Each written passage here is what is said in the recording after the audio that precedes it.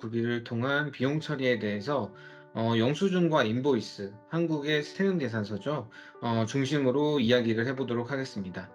싱가포르 국세청에서는 이제 적절한 증빙 자료의 5년 동안의 보관과 그에 따른 회계 처리를 법인의 의무를 두고 있고, 그리고 국세청은 세무신고에 대한 질의, 검토, 감사 등을 진행할 수 있는 권한을 가지고 있습니다. 그래서 비용 처리 시에도 역시 적절한 증빙 자료가 필요하고, 그에 따른 회계 처리 및 이제 세무 신고가 진행되어야 하는 부분은 이해하실 것이라고 생각됩니다. 기중 혹은 기말 결산 시점에 특히 비용에 대한 영수증 인보이스 구비가 미비해서 이제 세무상의 공제가 가능한 사업 비용의 내용이더라도 송금 불산입 처리가 되는 경우가 이제 적지 않게 발생합니다. 즉, 회계 처리상 비용으로 인식하여도 세법에 따른 세무회계에서는 송금으로 처리 못하는 것입니다. 영수증에 대한 부분을 우선 설명을 드려보면, 한국에서 비용 처리를 생각하시고 간단하게 챙겨서 모아두었던 영수증을 모두 비용 처리하려고 할 때, 이제 잘못된 영수증 구비로 인해서 간단한 식대의 경우에도 비용 처리가 어려운 경우도 겪어보셨을 것이라고 생각됩니다. 이제 한국의 경우 보통 영수증 형태도 단일화되어 있고, 작은 가게를 가더라도 영수증상 이제 비용 처리에 필요한 모든 정보가 기입되어 있습니다. 또 근래에는 이제 전자 영수증을 통해서 카드 결제 내역만으로도 처리가 가능한 경우도 있습니다. 그럼 싱가포르는 어떨까요? 이제 예시로 두 가지 영수증을 유첨해 보았습니다. 두 영수증의 차이점이 확인되시나요? 이제 좌측 영수증 같은 경우는 카드 영수증 혹은 카드 슬립으로 불리고요.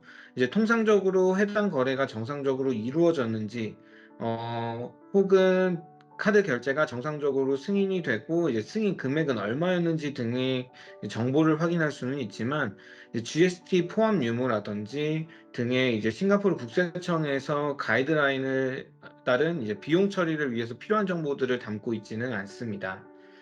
우측 영수증을 보시면 이제 영수증 날짜, 해당 사업자명, 그리고 사업자 번호, 이제 혹은 GST 등록법인의 경우에는 GST 등록번호, 또 결제 금액이 나와 있고, 이제 어떤 항목에 대한 구매였는지 나열되어 있습니다. 그래서 싱가포르 국세청에서는 이와 같이 제공된 상품이나 서비스에 대한 자세한 항목이 영수증에 기재되어 있어야 되고요. 적절한 증빙으로 인정받고 비용 공제가 가능합니다. 다음은 싱가포르 국세청에서 가이드하고 있는 비용 처리를 위한 영수증이 포함하고 있어야 하는 정보입니다. 이 영수증 일자, 사업자 명, 그리고 사업자 등록번호, 혹은 GST 등록법인의 경우에는 이제 GST 등록번호, 그리고 총 금액과 이제 총 GST 금액입니다.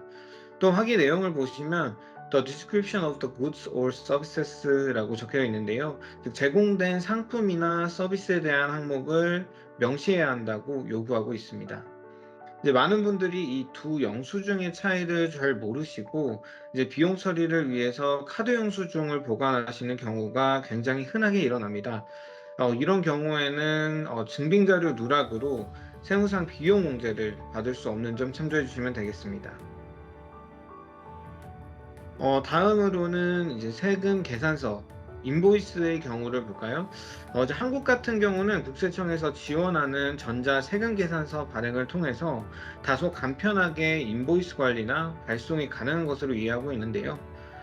싱가포르의 경우는 아직까지 이제 직접 작성하거나 아니면 법인별로 해당 인보이스 작성에 도움을 주는 관련 소프트웨어를 사용하기도 합니다.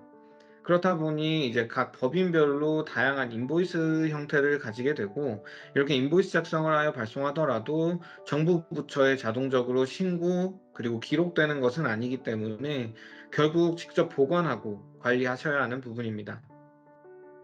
인보이스의 경우에도 이제 국세청에서 명확한 가이드라인을 만들어 두고 있기 때문에 이제 모든 내용을 포함하여 적절하게 작성된 인보이스인지 확인이 필요합니다. 쭉 살펴보면 텍스 인보이스를 확인할 수 있는 문구와, 그리고 인보이스 발행 법인의 법인명, 그 주소, GST 등록법인의 경우에는 GST 등록번호, 청구 대상과 그 정보 등이 있습니다.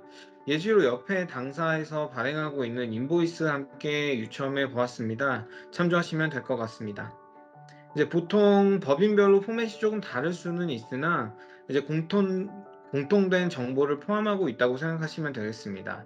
다만 여기서 유의하셔야 하는 부분이 이제 매입이나 비용에 대한 인보이스라면 그 처리를 위해서 이제 청구 대상이 우리 법인으로 잘 되어 있는지 꼭 확인하셔야 하는 부분 중 하나입니다.